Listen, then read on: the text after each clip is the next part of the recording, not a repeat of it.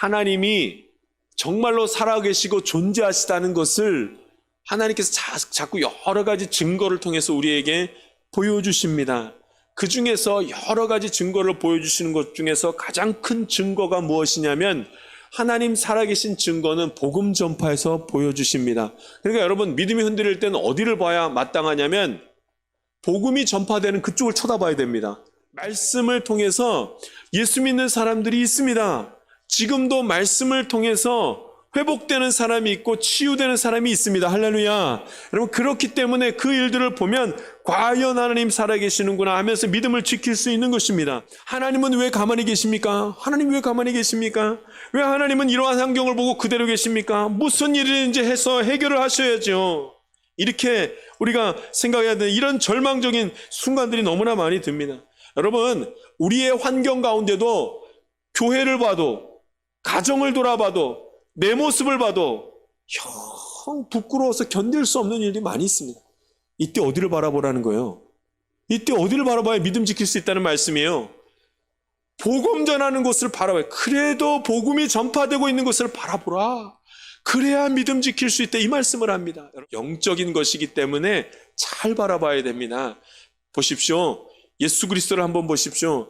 예수님을 보면, 그럼 예수님이 태어날 때 어디서 태어나요? 마구간에서 태어나지 않습니까?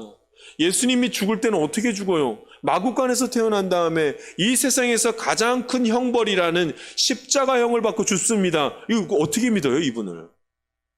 사람들이 바라볼 때 이 사람을 어떻게 믿어요?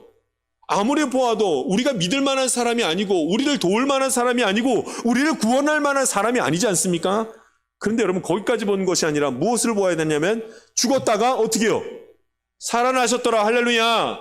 여러분, 부활의 사건 때문에 예수님 믿는 것입니다. 죽은 다음에, 예수 믿는 다음에 다 살아나서 옆에 같이 있으면은 지금 안 믿고 있는 사람들 다 믿을 텐데, 근데 여러분, 이것을 하나님께서 감춰놓으시고 믿음이라고 말씀하시면서 죽음 이후에 저 하늘나라의 소망이 있고 다시 사는 역사가 있습니다. 믿으십시오. 아멘, 믿습니다. 그 일은 언제 벌어지냐면 죽은 다음에 벌어진 일입니다.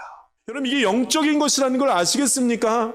우리는 지략이 필요하다고 말하고 우리는 군대 숫자가 필요하다고 말하고 우리는 그 때를 맞춰야 된다고 말하지만 하나님은 순종과 불순종으로 말씀하시고 있는 것을 우리가 우리의 믿음의 눈으로 볼 수 있으시겠습니까? 여러분, 그러므로 영적인 것이 있는 것을 믿고 복음 전파가 어디에서 일어나는지를 보아야 됩니다. 말씀으로 회복되는 자가 누군지를 보아야 됩니다. 그래야 하나님 살아계신 증거를 믿고 내 믿음을 지킬 수 있는 것입니다. 소수대내를 보는 것이 아니라 회당장 그리스도를 볼 수 있는 것처럼 우리가 지금 이 세상 가운데서 어디를 바라보느냐가 너무나도 중요한 것입니다. 여러분, 우리가 그래야 수치를 당하지 않는 것입니다. 수치를 당한다 할지라도 믿음을 잃지 않는 일이 있는 것입니다. 하나님은 살아계십니다. 하나님은 오늘도 우리와 함께 하실 것입니다. 우리가 다 알 수 없고 다 설명할 수 없어도 그래도 하나님께서 그 하나님의 복음은 한 번도 멈춘 적이 없고 하나님이 역사하시는 그 역사하심은 단 한 번도 멈춰 선 적이 없습니다. 선포된 말씀은 선택된 주의 자녀들만 들을 수 있고 그 선택된 자녀들이 들은 말씀을 통해 우리는 믿음을 지킬 수 있는 것입니다.